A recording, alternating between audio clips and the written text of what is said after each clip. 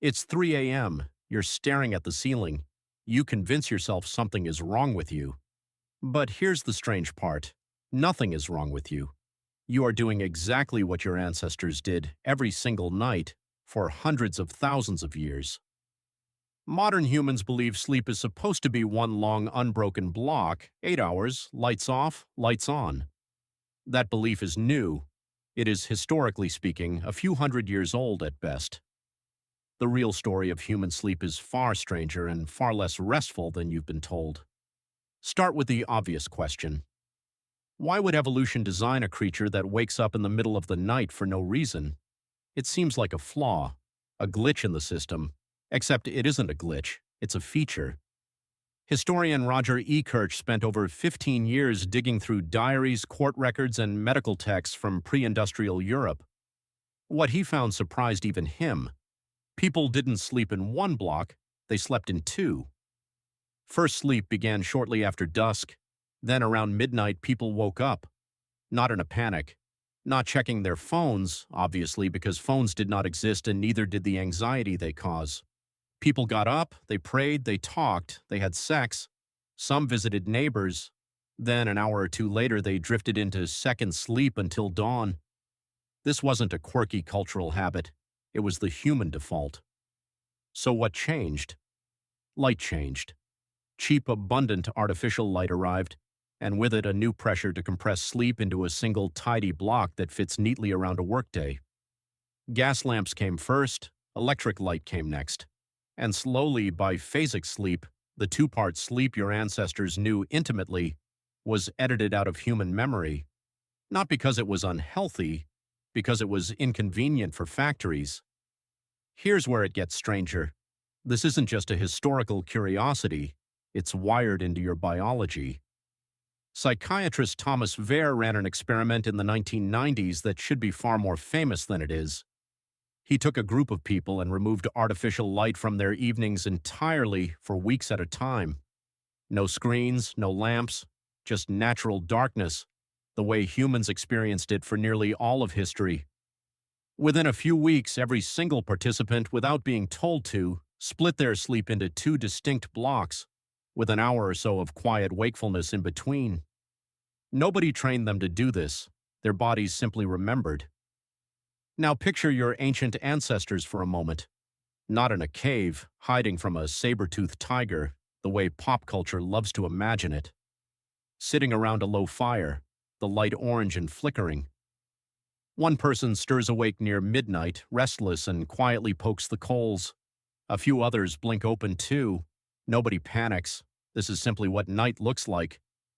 Eventually, they all drift back down. There's also a survival logic buried in this. Anthropologist Carol Worthman has studied sleep patterns across modern hunter-gatherer societies, including groups with little to no exposure to artificial light, and found wildly variable, fragmented, socially synced sleep, not the rigid 8-hour block. A group that sleeps in perfect unison, completely unconscious for 8 straight hours, is a group with literally zero lookouts. A species that occasionally wakes midnight, alert enough to notice a sound, a smell, a shift in the air, is a species that survives a few more nights than the one that doesn't. In other words, your 3 a.m. wake-up might not be insomnia. It might be a 300,000-year-old guard shift, still quietly running in the background of your brain, long after the predators it was built for have disappeared. Your body never got the memo that the saber-toothed tiger retired. This is the part that should make you feel a little less broken. That moment you wake up at 2 a.m., heart slightly alert, mind a little too awake, and immediately assume something has gone wrong with your sleep, with your stress levels, with your life choices. Your ancestors would have found that reaction almost comedic. To them, that wasn't a malfunction. That was simply night, doing what night does. They didn't reach for their phone to check the time and spiral into anxiety about tomorrow's meeting. They poked the fire, chatted quietly with whoever else was awake, maybe complained about someone snoring, then went back to sleep without a second thought. So why does it feel so wrong to you now? Because you've inherited an ancient, perfectly normal biological rhythm and dropped it into a modern world that has zero patience for it. A world with productivity apps that calculate your sleep efficiency as if rest were a spreadsheet to optimize. A world that tells you 8 uninterrupted hours is the only acceptable outcome, and anything less is a personal failure. Requiring a $40 melatonin gummy and a strongly worded podcast episode. Your ancestors weren't trying to optimize anything. They were simply living in sync with darkness, firelight, and each other. No alarm clocks, no sleep tracking rings whispering judgment at 7 a.m., no scrolling through a feed of people who claim to wake up naturally refreshed every single day, which statistically cannot possibly be true for that many people. None of this means you should throw out your mattress and start a midnight prayer circle. Modern life genuinely does require a schedule, and most workplaces remain stubbornly unconvinced by the argument, actually, my ancestors did this.